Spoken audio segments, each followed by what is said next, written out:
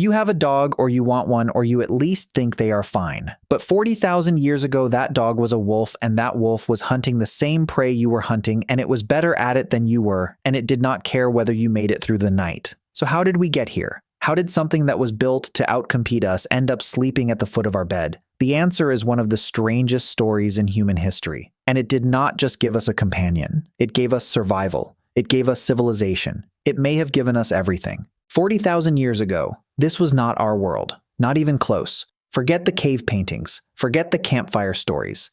Think about the night. No walls worth mentioning. No electricity. No alarm system, just dark and everything in it that wanted to eat you. Cave lions, cave hyenas, cave bears the size of modern horses. Every one of them bigger, faster, and better built for the Ice Age than any human had any right to compete with. You were a medium-sized primate with a spear and terrible night vision, trying to sleep in a landscape that treated you as a food source. And you were not alone in this. There was another human here. Neanderthals had been in Europe for 200,000 years before we arrived. They were not primitive. They used fire, they made tools, they buried their dead, they had broader shoulders, stronger bones, a body built specifically for cold that would have killed us in a season. By every measurable physical standard, they should have outlasted us. They are gone. Every single one of them.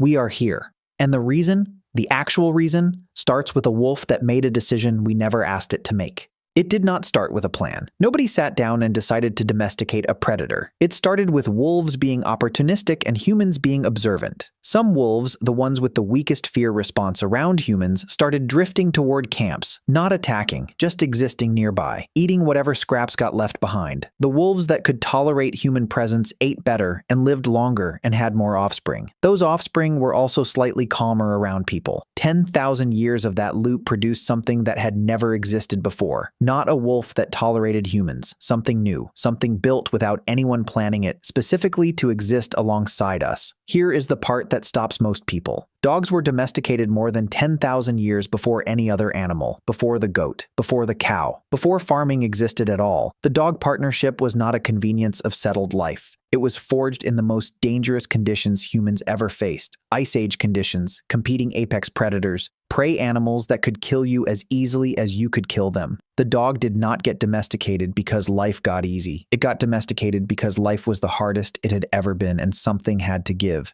Here is where most people's understanding stops. Guard duty, hunting help. That is the surface version. It does not come close to capturing what actually happened. Researchers looking at massive mammoth kill sites in Europe found something that could not be explained by the weapons available at the time. Sites with the remains of 80, 90, sometimes over 100 individual mammoths. Human shelters built from mammoth bone. Kill after kill after kill in the same locations across thousands of years. A mammoth is 4 tons of muscle and tusk. A human with a spear and no coordination has very poor odds against one. A team of humans and large dogs working together has something that looks like a strategy.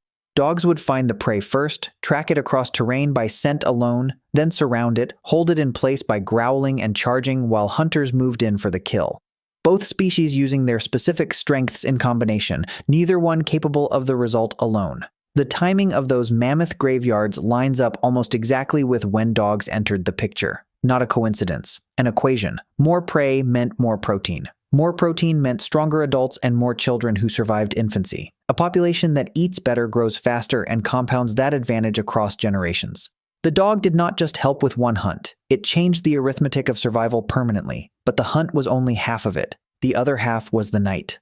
A predator approaching a human camp with dogs does not get to approach quietly. It gets announced. The humans wake up ready. The attack either does not happen or it does not succeed. Ancient humans had no night vision worth mentioning. Their hearing was average. Their sense of smell was practically useless compared to everything hunting them. Dogs covered every single one of those gaps.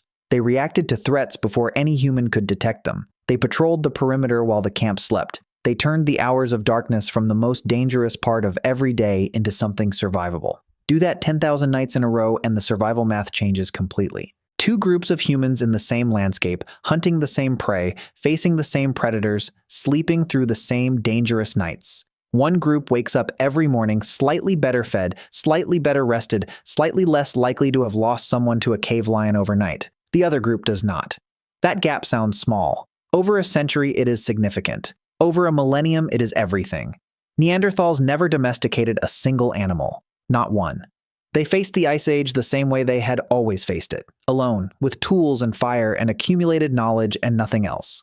Homo sapiens arrived in Europe with something that functionally did not exist before, a cross-species alliance with a predator, a hunting partnership that doubled their range, tripled their success rate, and covered the hours of darkness when human senses were at their absolute worst. The Neanderthals were bigger and stronger and had been there longer. None of it was enough. We had a partner and they did not. And 10,000 years after modern humans arrived, the Neanderthals were gone. Every single one of them. And we were not. Every animal humans eventually domesticated gave us something physical. The goat gave milk. The cow gave labor. The horse gave speed. The dog gave something no other animal has given before or since. It rewired itself to understand us. Point at something across a room. Your dog looks at the thing. Not your hand, not your finger. The thing.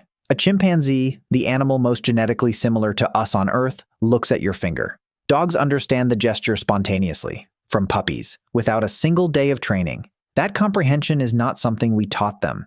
It is something they evolved, specifically. Over thousands of years of living alongside humans, they developed a biological sensitivity to human communication that nothing else on Earth has developed. Their brains have dedicated regions sensitive to the human voice, similar in structure to the ones in our own heads. Brain scans show that emotionally charged sounds, a laugh, a cry, an angry shout, activate a dog's auditory cortex and amygdala the same way they activate ours. They respond not just to what you say, but to how you feel when you say it. In a study, dogs exposed to sweat from frightened people exhibited measurable stress themselves. Dogs exposed to sweat from calm people stayed calm. They were detecting fear chemistry before the person feeling it had consciously registered it themselves. For an ancient human trying to survive in the dark, that is not a parlor trick. That is an early warning system built directly into an animal sleeping 3 feet away. And then there is the thing that no other domesticated animal does. When a dog makes eye contact with you, both of you experience a surge of oxytocin, the same bonding hormone triggered between a parent and an infant, the same chemical that builds trust and loyalty and the willingness to protect something beyond yourself.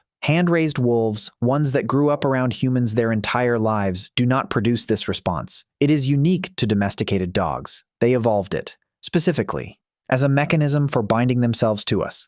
The dog did not just learn to live near humans, it evolved at a biological level to be bonded to us. That is a different thing entirely. At ancient burial sites thousands of years old, dogs were found buried alongside humans, decorated with collars, placed near their people, treated in death the same way the humans around them were treated. These were not working tools that people got sentimental about. These were companions. Ancient humans 15,000 years ago were grieving their dogs the way you would grieve a family member. That tells you everything about what this relationship actually was and how long it has actually been this way. The dog was there before the farm, before the city, before the written word, before every other animal we ever domesticated, every crop we ever planted, every wall we ever built. It was there when we had nothing, when we were a medium-sized primate with a spear trying to outlast a planet that had not yet decided we deserved to make it. And it stayed anyway. 40,000 years later, its descendants are asleep at the foot of your bed. And if you think that is just a nice story, you are missing the actual one. The actual one is that without that animal, the species probably does not spread. The civilizations probably do not get built. The world you live in, every part of it, sits downstream of a wolf that was hunting the same prey as your ancestors one night and made a different calculation than anyone expected. That is the whole story, and it is the most important one we have.